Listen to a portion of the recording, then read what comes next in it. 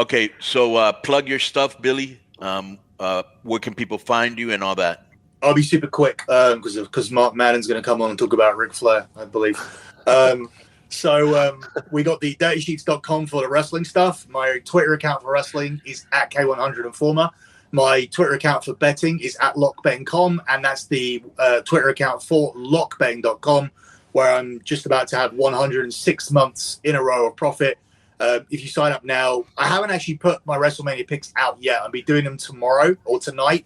And it won't be too late to get them because lines aren't really moving. So WrestleMania picks done. You'll also get all the other sports. We're doing really well in NBA and everything else. I went 9-1 boxing card on Saturday. Did you hit most of that?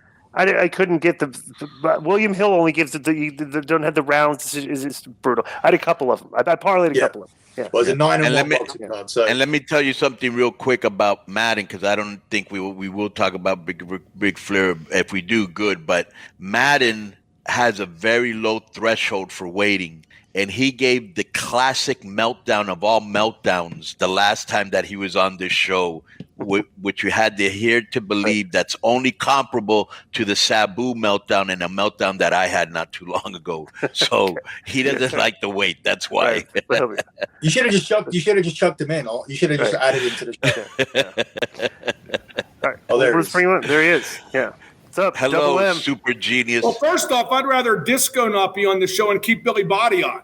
Wow, well, that's very disrespectful. Right. That's what I would like to do. We'll talk about football. Started the match off. I turned around to take my jacket off and place it in the corner of the turnbuckle. He attacked me from behind. Now you're ramming my head in the turnbuckle. That's a very like the great heel that he is. Yeah. So what's up, Double M? Well, this is your 300th episode. Yes, it is. Well, congratulations to all involved. Very impressive. I had one podcast that lasted 10 episodes, and the last one lasted only 18 episodes. I don't know how you do it. What is this Flair? What is your 300 episodes scheduled with you and Flair? I don't think it's going to happen, and I'm not going to talk a lot about it. But I will say the whole thing makes me very sad because we were friends for 35 years, and he contacted me the day after it happened via text. And wanted to try to salvage, I forget what the exact verbiage was, but I got a message to him through Conrad Thompson saying, hey, you humiliated me in public, apologize in public. And he's just never going to be willing to do that. And I don't care at this point because honestly, it hasn't been fun being his friend for a long time. No one has aged less gracefully than Ric Flair. And I'm not going to get insulting or personal, but that's just the fact. And you look at the people he doesn't talk to anymore. He doesn't talk to Arn Anderson anymore. He doesn't talk to Hunter anymore. He doesn't talk to his son David anymore. He doesn't talk to HBK anymore. He doesn't talk to Bruce MacArthur, who's part of the Blackhawks ownership group, who he was prep school roommates with anymore. If he does, it's very limited. So, he's separated from his wife, Wendy, his fifth wife, who shepherded him through that recovery from that near-death experience. And he left her because he just wants to have fun. He's a 73-year-old man, and, he's doing that kind of stuff. I mean, I feel bad for the guy. Like I said on Twitter, and I'm not going to walk back. He was given that gift of life after he survived a few years ago, and now he's drinking like crazy again and has been for quite some time. So, I feel bad that it's ended, but I'm not going to back down from, who I am because, I don't care that he's Ric Flair. I've dealt with Mario Lemieux, Sidney Crosby, Ben Roethlisberger, people like that my whole life. I'm just not as impressed as some. I'm not desperate to have him as a friend like some are. And honestly, maybe I enabled him too much as it was. I mean, Conan and Disco, I know a story that I'm not going to tell that is pretty nuclear. Yeah, right. It is a nuclear story. Is that story going to be told? It depends on where he goes from here. If he keeps, to quote Will Smith, if he keeps my name out of his mouth, I don't need to tell that story. Right. That is the greatest story in the history of wrestling. No, because again, I don't want to get personal. And if I've gotten too personal, and what I've said so far, I apologize. But I just don't feel I was in the wrong at all. He fired me. There's no question about that. The podcast was failing. Did you get a reason? Did he actually get a reason for that? Well, no. He wouldn't even tell me he fired me. He just said he was discontinuing the podcast. And I called Conrad Thompson up and I go, listen, I got a feeling there's going to be a podcast without me. And if that happens, I'm going to be really pissed if I don't see it coming. So Conrad admitted that was correct, that he was taken over. not this week, but next week. This is a week off because God knows you want to have a week off of a wrestling podcast a couple days before WrestleMania. That makes an awful lot of sense.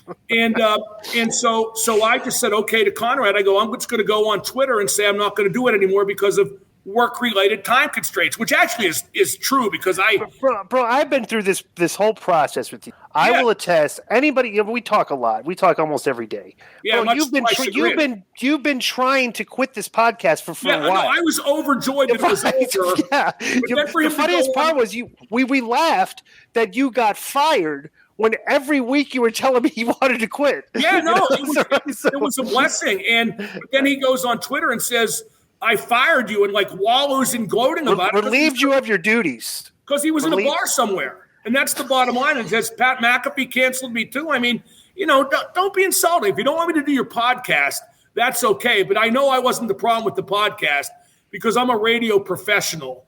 And he's a great promo, but he doesn't know how to do a podcast. He doesn't know how to tell stories. He doesn't know how to be conversational going back and forth.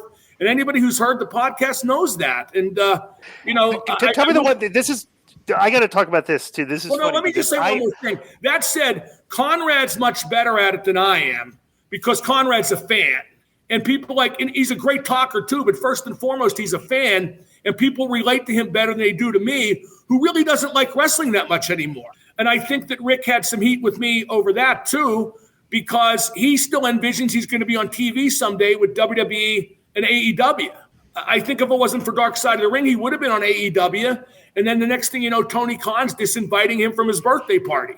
I told you what you should have done. Your biggest mistake was not every week doing a segment on where you review a Bob Probert or a Dave Manson hockey fight. Yeah, no, I made a mistake doing it in the first place. Right. I spotted long ago that this would be the end of our friendship, and you did say that. Yep. And after the story, which dare not be told just yet, I should have walked away then. Right, and Glenn, I'm sure you agree with that. Absolutely. But you were trying. You had reservations about this from the get-go. Yes, I did. I absolutely did. And it's like this ended exactly like you thought it would. No, however, I didn't think it would end quite this messy, to be honest. And you know what I'm most upset about? But you knew it was going to end. You knew it was going to end. You know what I'm most upset about? Seriously. What? That I don't see me ever talking to Ashley Flair again. Yeah, you two are tight. So. As much as I thought we were, and maybe we still, she's going to take her dad's side, no matter how wrong he may be in any number of situations, and I can't possibly blame her for that, but I like her a great deal. I think she's the best all-around performer in WWE and the best women's performer ever. And I still think Rick is the best professional wrestler of all time. I just never should have worked with him. Yeah. So So how is it like right now? He sent the text. You told me you want him to publicly apologize, and we're just waiting to see if that's actually going to come. No, I didn't send him the text. I communicated with Conrad. Right. Rick left some really nasty messages on my phone. He said we never were friends. Stuff like that. Who left worse messages on your phone? Him or Cornette? Oh, Cornette.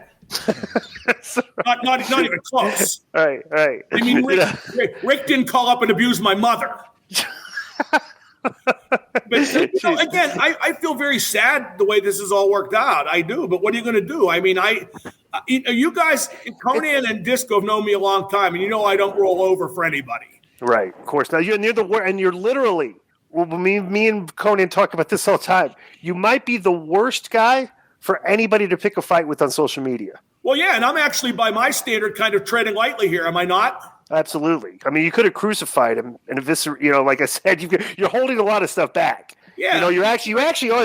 This may not sound like it, but you absolutely are taking the high road. Well, let me tell you, based on the conversation, I absolutely have taken the high road, and am now. But let me tell you what I have to put up with now. Okay, I'm a love-hate guy in Pittsburgh on the radio. You guys know that. Mm-hmm. And as much as I have angered, say, Steeler fans, okay? Last night I'm at the Penguin game, and a guy runs up to me outside the bathroom and says, "Hey, Madden, Flair fired your fat ass. Woo!" and runs away.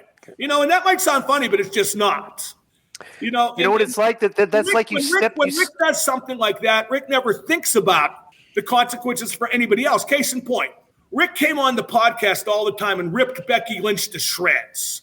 Okay, and that got his daughter backstage heat. and she did not like it. And when that would come up with Rick goes, I got to protect myself. I'm the man. She's not the man. I'm not going to take that. You know, he didn't even think about anybody, but he had to be the man. You know, it's sad. It really is sad. Yeah.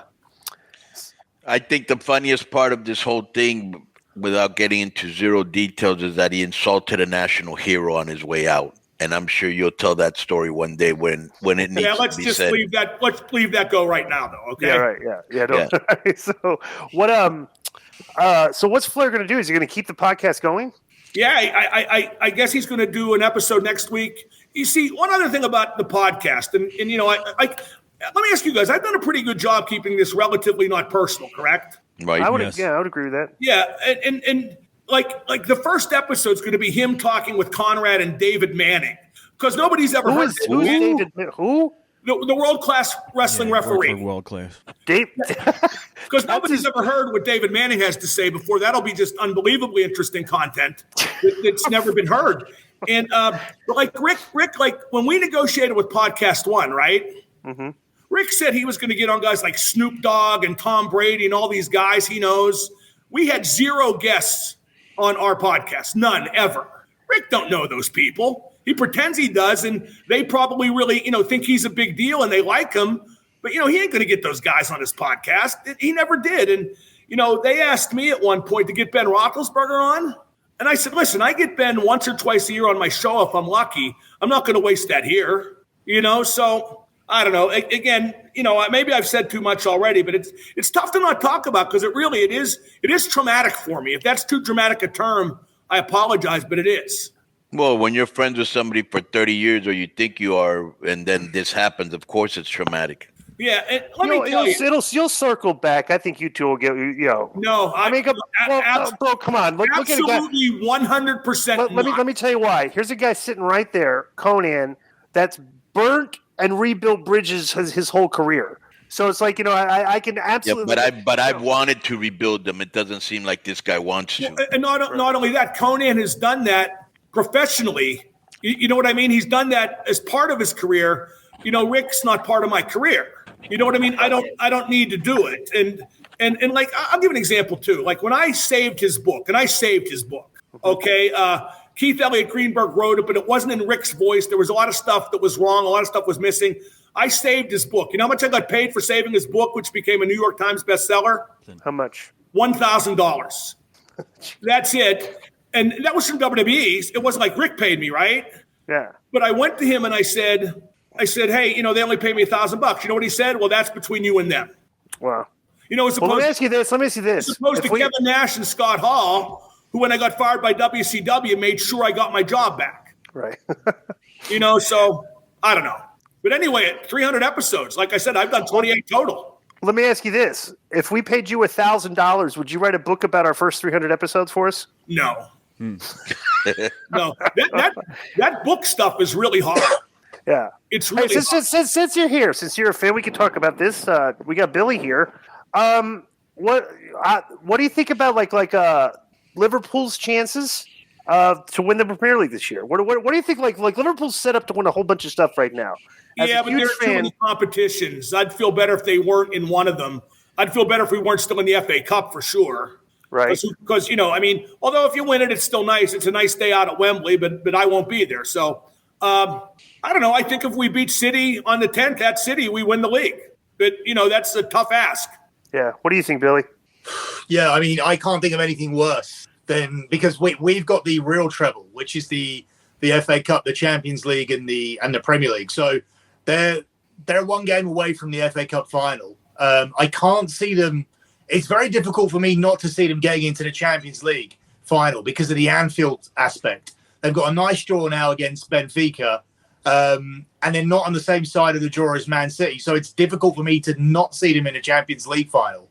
And then you have the Premier League game. Like I feel that if Liverpool can come away with a draw, if they don't lose that City game, there's still going to be games where City can drop points. I don't see where Liverpool are going to drop any. I think the game they have against Man United is at Anfield, where Man United aren't going to get anything from that game. So it's difficult for me. I think the title's over if Manchester City win that game. Yeah, but for sure.